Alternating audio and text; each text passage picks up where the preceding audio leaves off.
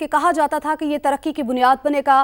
ہم نے سندھ میں کوئلے کی کانوں پر کام شروع کیا، وہاں بجلی کا کارخانہ لگایا، ہم کوئلے سے ہزاروں میگا واٹ بجلی بنا سکتے ہیں۔ تو آپ کو بتا رہے ہیں سابق وزیراعظم نواز شریف کی جانب سے یہ کہا گیا ہے کہ سندھ میں کوئلے کا سنا کرتے تھے اور کہا جاتا تھا کہ یہ ترقی کی بنیاد بنے گا۔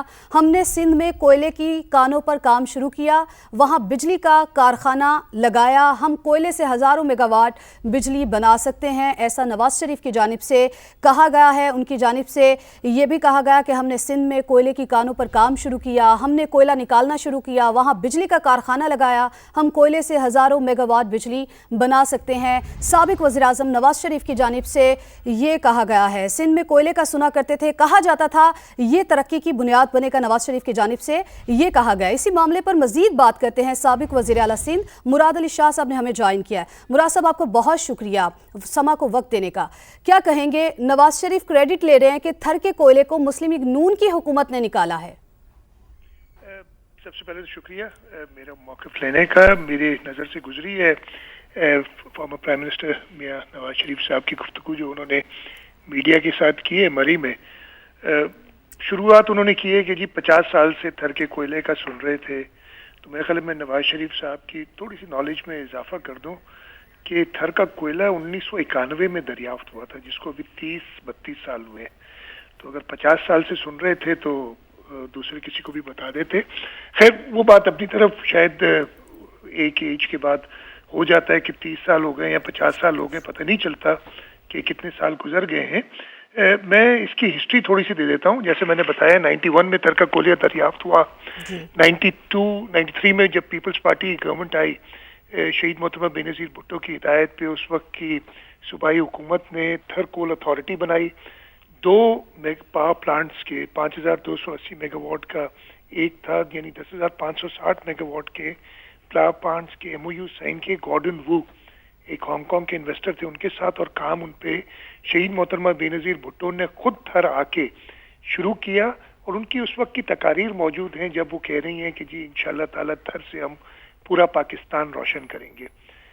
انفارچونیٹلی جب 96 میں گورنمنٹ گئی تو اس کے بعد اس پہ کام روک دیا گیا۔ میاں محمد نواز شریف صاحب کی حکومت تھی، اور اتنا تنگ کیا گیا کہ گارڈن وو اپنی انویسٹمنٹ چھوڑ کے ملک سے چلا گیا، اور اس نے یہ بعد میں جب ان سے کانٹیکٹ 2008 میں ہم نے کرنے کی کوشش کی تو اس نے کہا تھا کہ میں کبھی پاکستان نہیں آؤں گا جو میری ساتھ پہلے ہوا ہے۔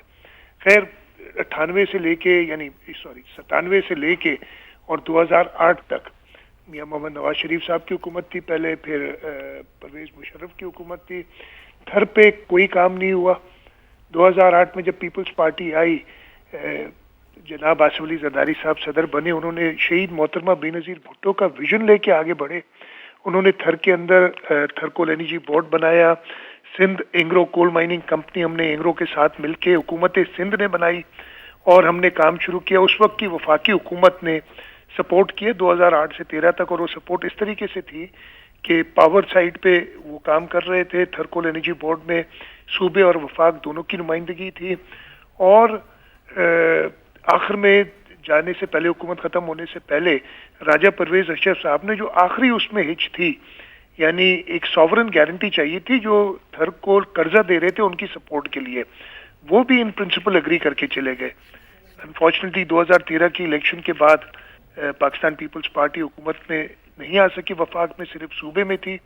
صوبے میں ہم نے اسی طریقے سے کام کیا، لیکن اس کو سلو ڈاؤن کر دیا گیا میاں محمد نواز شریف صاحب کی حکومت میں، اور کافی صوبے کی پریشر پلس چائنیز پریشر، اس لیے کہ اس میں چائنیز انویسٹرز انٹرسٹڈ تھے تھر کے اندر، وہ اس کا پوٹینشیل دیکھ رہے تھے، وہ چاہ رہے تھے کہ سی پیک کی سپورٹ اسے ملے۔